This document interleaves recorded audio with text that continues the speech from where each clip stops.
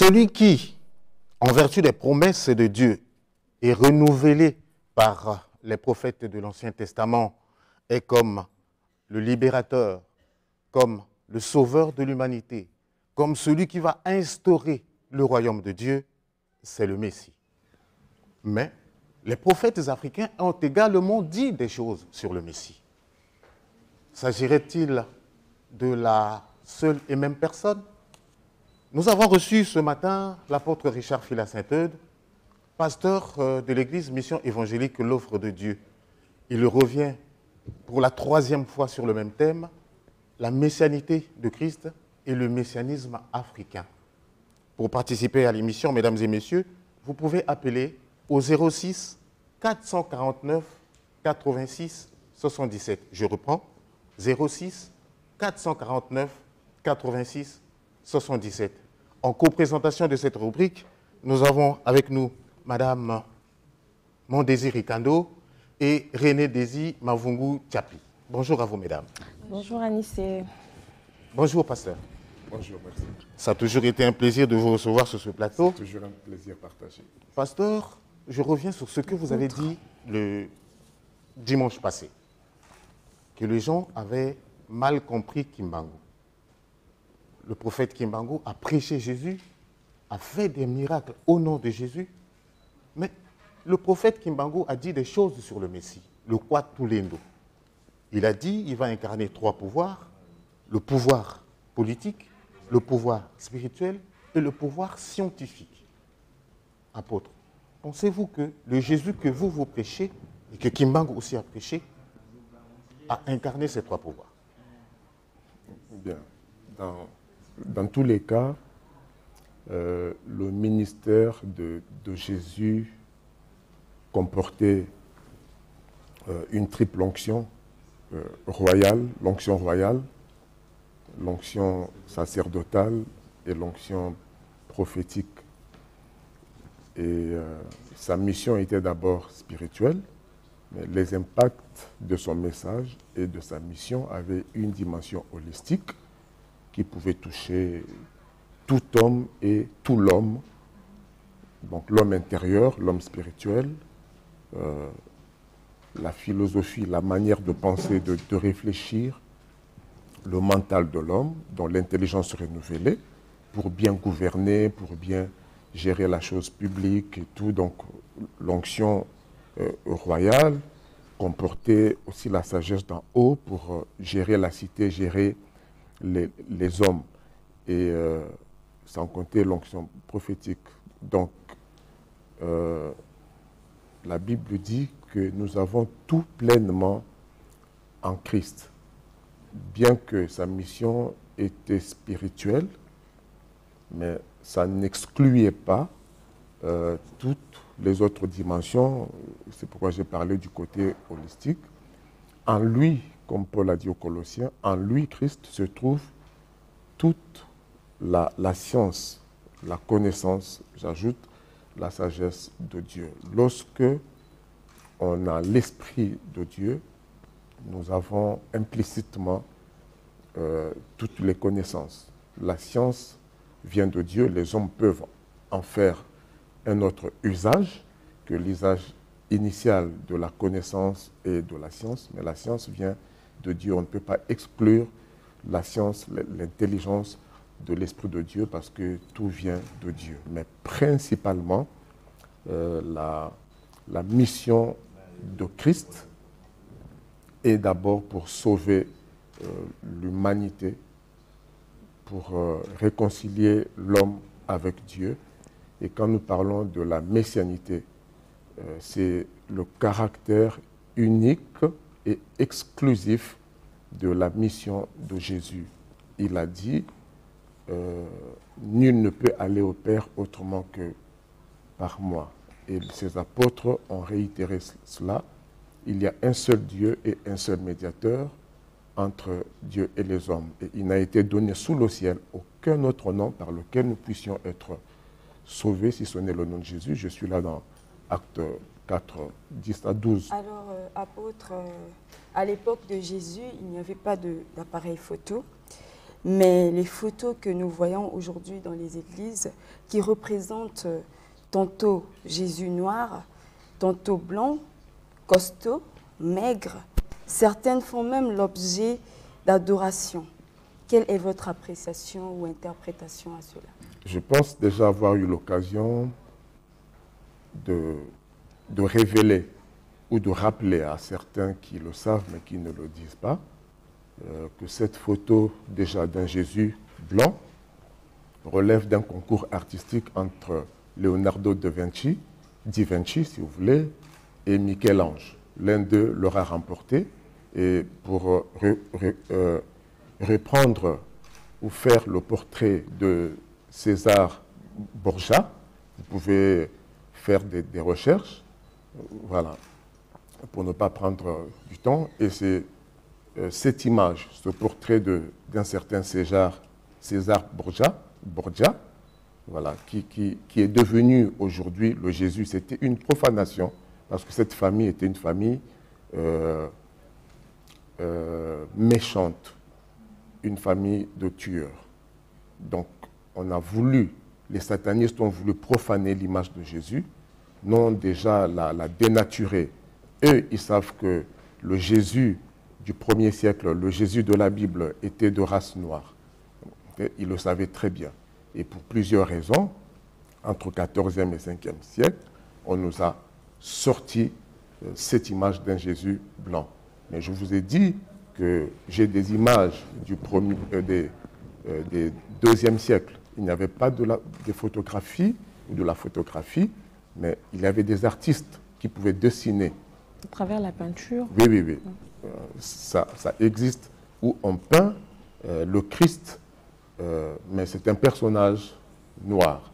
Donc, si vous parcourez l'histoire, vous n'aurez pas peut-être le temps que nous avons donné, nous autres pour certaines raisons, à faire des recherches, mais si vous vous appliquez, vous allez être désillusionné de trouver que le Jésus de l'époque était bel et bien noir. Donc, l'image blanc qu'on a aujourd'hui de Jésus, c'est une fausse image, et ils ont presque atteint leur objectif. C'était pour tromper l'homme noir.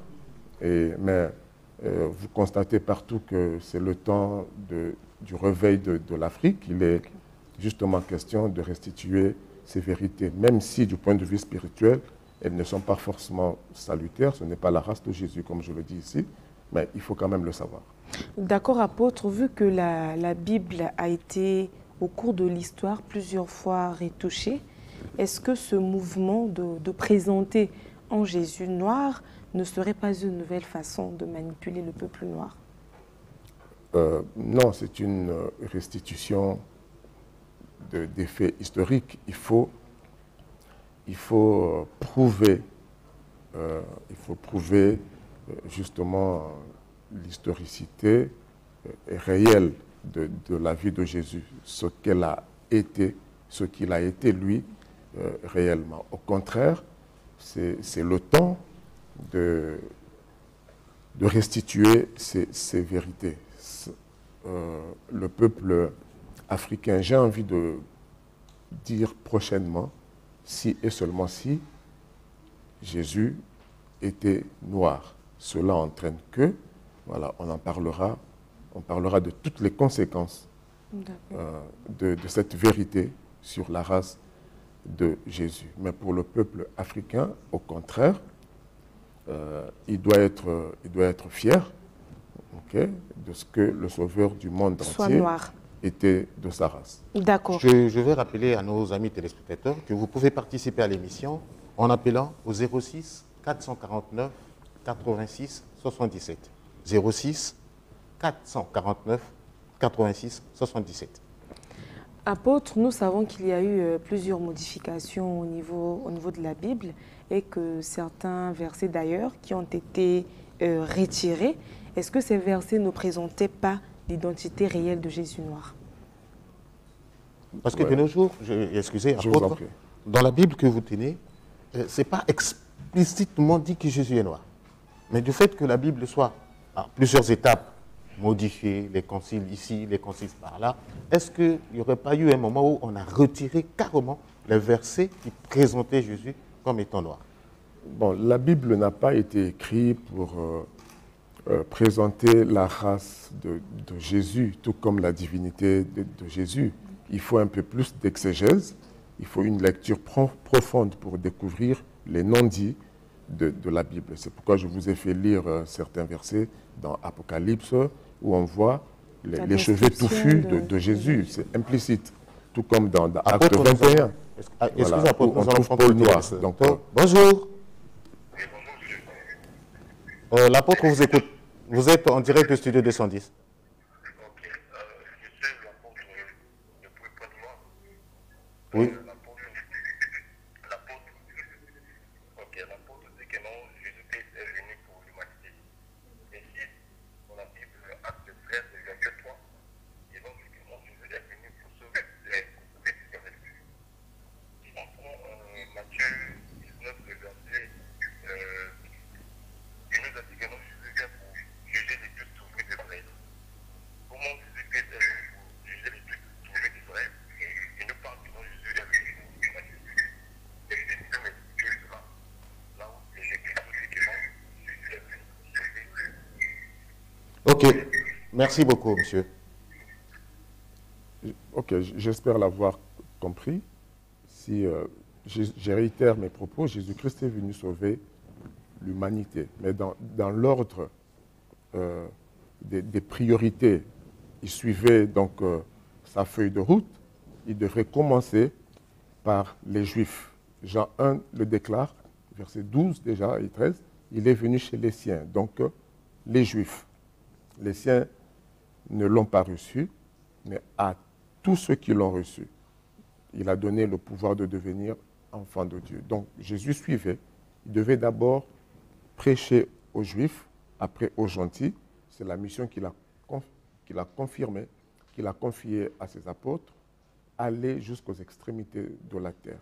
Donc le message du salut concerne premièrement les Juifs, les siens, et le monde entier. Donc ça a une dimension universelle pour tous les hommes, en tout lieu, de toute race, de toute tribu.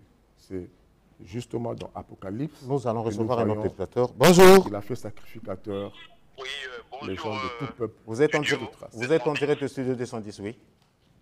Merci beaucoup. J'ai une question à poser à monsieur l'apôtre. Allez-y, vous écoute. Bien.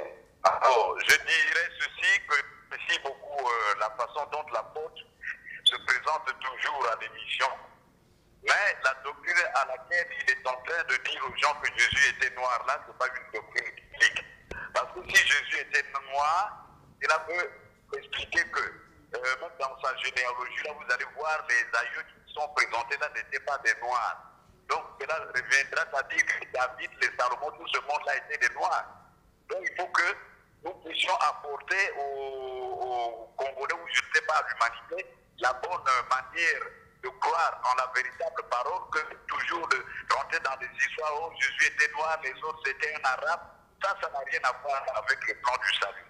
Donc, si c'est le cas, donc on devrait peut-être croire en Simon Kimbangu, soit à Émile Louvois, Babou, qui sont des noirs, que de dire que Jésus était noir, bon, ramener les gens encore à la peau des noirs. Donc, qu'il essaye un peu de revérifier ces arguments-là. Merci. Apôtre, vous l'avez suivi? Oui, je crois. Donc je rappelle que notre message principal, ce n'est pas prêcher que Jésus était noir. Nous sommes obligés de révéler ces vérités. Nous pouvons, quand on aura plus de temps, on apportera plus d'épreuves, même dans la Bible. À partir de Genèse 12, vous avez l'ancêtre des Hébreux, Héber, descendant de Cham, etc. et autres. Vous allez vous rendre compte que c'était des Noirs. Donc, souffrez que les personnages bibliques, tous les personnages bibliques, soit de Moïse et autres, soient des Noirs. Si vous remontez à l'histoire de la Bible, vous comprendrez que cela est une vérité qui aura été occultée pendant des siècles pour les buts que nous avons déjà énoncés ici.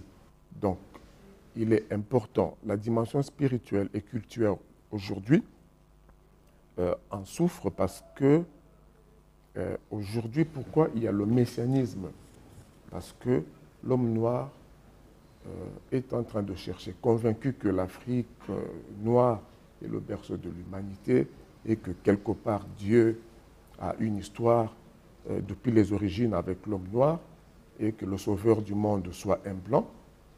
C'est cette contradiction, c'est ce paradoxe qui a créé le messianisme africain. Parce qu'il y a une vérité existentielle dans l'homme noir.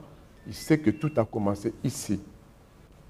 Et que scientifiquement, il y a des savants, des historiens qui le confirment. Mais le fait qu'on a apporté un Jésus blanc laisse croire aux Africains que le Messie qui devrait venir n'est pas encore venu parce que celui-là, il est noir. C'est pourquoi nous disons à l'Africain, nous n'avons pas besoin de douter, nous n'avons pas besoin de nous attendre à un autre sauveur noir. Le sauveur noir qui devrait venir étant de la même race que Moïse. Si Moïse était noir, puisqu'on l'a confondu à un Égyptien, on l'a confondu à un noir dans Exode 3 là-bas, si Moïse a dit que Dieu enverra un autre comme moi parmi vos frères, il a prophétisé sur Jésus qui serait en même temps de sa race, qui aurait en même temps sa mission. C'est une vérité.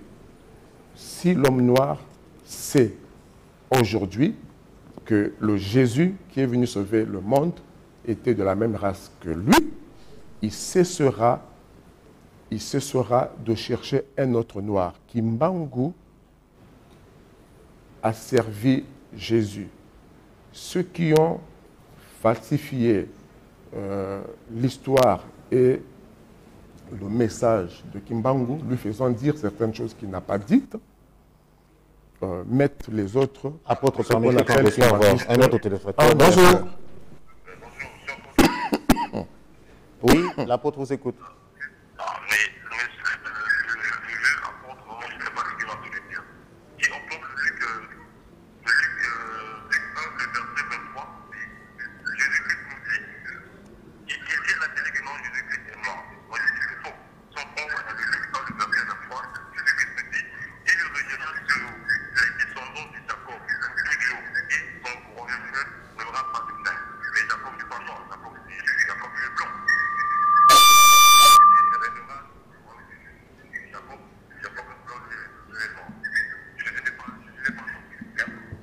Merci beaucoup, monsieur.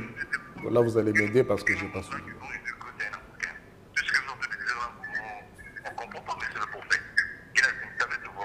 Merci beaucoup de votre participation. Il a dit ceci, quand vous affirmez que Jésus est noir, c'est faux. Parce que dans le livre de Luc, Jésus a dit clairement qu'il est le descendant de Jacob, alors que Jacob, ce n'était pas un noir, c'était un blanc. Bon, c'est des questions des téléspectateurs à votre allons-y. Croyez-moi, c'est l'homme blanc qui a blanchi tous les personnages de la Bible. Dans toute cette zone de la Nubie, de la Mésopotamie, toute cette zone-là était des Noirs, était composée des Noirs. Okay? C'est difficile à croire, c'est choquant, mais c'est ça la vérité. Si vous voulez que je prenne toutes mes 25 ou 30 minutes des émissions prochaines pour apporter des preuves scientifiques, des preuves et des documents qui sont à l'université de Tel Aviv, par exemple, et des noms des savants allemands, des historiens juifs, vous serez désillusionnés, croyez-moi. Mais je répète que si je suis obligé de dire ces choses, c'est contre le messianisme africain qui détourne la foi et les âmes au salut. Je devrais dire la messianicité de Christ, donc le caractère messianique, la mission salvatrice de Jésus contre les pseudo-sauveurs africains. On n'a pas besoin d'autres sauveurs pour la race noire. Jésus était déjà noir, mais il n'est pas seulement venu pour sauver la race noire, c'est pour sauver toutes les races. Et il faut abandonner tout messianisme. C'est le temps, autant d'être fier en tant que noir, que le sauveur du monde était de notre race, mais on ne doit pas prêcher contre d'autres races. On n'est pas des xénophobes, on ne fait pas d'exclusion. Permettez que je rebondisse. Il faut croire en Jésus seul. Je rebondisse dans ce que vous êtes en train de dire, parce que dans la Bible, il est écrit qu'il vous est donné un nom. Le nom de Jésus qui nous est donné. Or, ce nom-là, ce n'est pas son vrai nom. C'est un nom qui a été blanchi. Quel est le vrai nom de Jésus qui sauve? Si tous les personnages de la Bible ont été blanchis, ce qui veut dire que les noms qu'ils portent sont des faux noms. Leur vrai nom, le vrai nom qui sauve, c'est lequel? Le vrai nom qui sauve n'a pas de langue. Okay? C'est le nom en français, c'est le nom de Jésus. C'est Yeshua. Peu importe, le salut n'est pas dans la phonétique. Apôtre, s'il vous plaît, permettez, vous appelez apôtre Phila. Oui. Que ce soit en anglais, en espagnol, en russe, on vous appellera Phila. Peu importe la manière dont un anglais, un anglophone va prononcer mon nom. Si il me regarde et il prononce mal mon nom, je répondrai. Si vous regardez à Jésus et vous prononcez Jésus de n'importe quelle manière, mais s'il voit spirituellement, dans votre âme, dans votre esprit, vous cherchez le Jésus de la Bible, vous regardez par la foi à lui, peu importe la manière dont vous allez prononcer son nom, en anglais, en lingala, en Congo, cela importe peu. Ce n'est ni la translittération, l'altération, la guématria et les valeurs numériques en hébreu de chaque mot, peu importe comment vous allez prononcer le nom de Jésus, il restera le même Jésus, peu importe, et c'est lui qui est le seul sauveur, c'est le plus important. Apôtre, à vous entendre parler, ce n'est pas la race qui sauve, mais plutôt la grâce. Est-ce que le retour à l'authenticité que prônent les panafricanistes ne serait pas un combat vain? Un combat, bon, ça dépend. Si c'est pour des raisons de restitution de vérité, ce n'est pas un vain combat. Okay? Mais je ne vais pas sur le front, sur les mêmes fronts que les africanistes. Je ne le suis pas moins d'une certaine manière. Mais moi, je parle du salut de l'âme par Jésus-Christ, son message, son œuvre à la croix, sa résurrection et bientôt son retour pour juger les morts et les vivants, peu importe leur race. Maintenant, je suis conscient des implications historiques, mentales, intellectuelles, sociétales, tout du message de Jésus. Si quelqu'un croit en Jésus et qu'il gouverne quelque part avec les valeurs que Jésus a enseignées et a laissées, cette personne gouvernera comme Dieu le veut. Mais apôtre, nous allons prendre ce téléspectateur. Bonjour. Pour gouverner la terre. L'apôtre vous écoute, vous êtes en direct du studio 210. Je vais poser une question à l'apôtre. Allez-y rapidement. Concernant l'histoire de Jésus là, déjà le nom Jésus est faux. Il devait plutôt dire que non, le propriétaire de cette histoire est noir, mais pas dire que Jésus est noir. Parce qu'à l'époque supposée de Jésus, il n'y avait pas la lettre J dans l'alphabet hébreu ou bien araméen. Donc c'était impossible d'avoir une personne avec un nom qui commence par la lettre J. Merci beaucoup, monsieur. Ouais. En tout cas, comme je l'ai dit, peu importe comment vous allez prononcer le nom de Jésus, Yeshua, comme il n'y avait pas le J, peu importe la phonétique, la prononciation, regardez à Jésus, non pas avec vos yeux physiques. quand vous regardez vers moi et vous m'appelez, vous prononcez mal mon nom, je répondrai. Même si vous ne me regardez pas directement, mais vous m'appelez, si ça ressemble à mon nom, ça peut attirer mon attention. Donc le salut de Jésus n'est pas lié à la prononciation ni à sa race. Mais nous avons le droit d'être fiers que le Sauveur du monde était de notre race. Et il est venu sauver non seulement les Noirs, mais toutes les races. Maintenant, le problème ici, ce qui me fait dire ces vérités, c'est que j'ai vu que les Noirs sont en train de chercher d'autres sauveurs. Il n'y a plus de Messie pour sauver l'humanité. Il n'y a qu'un seul Messie. La Bible ne parle pas d'un Messie, mais du Messie. On l'appelle le Messie. Ça veut dire que c'est exclusif. Jésus n'est pas un Messie. Moi, je suis un Messie.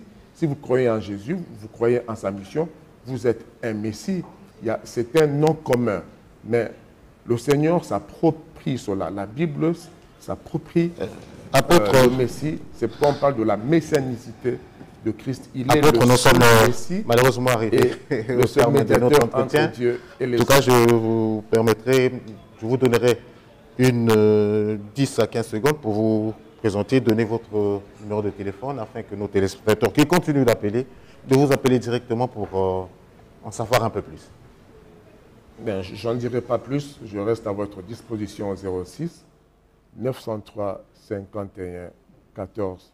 Que le Seigneur Jésus, le seul Messie, vous bénisse et vous sauve.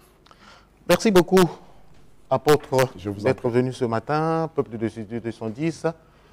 Restez scotchés, l'émission continue. Studio 210 continue, bien sûr.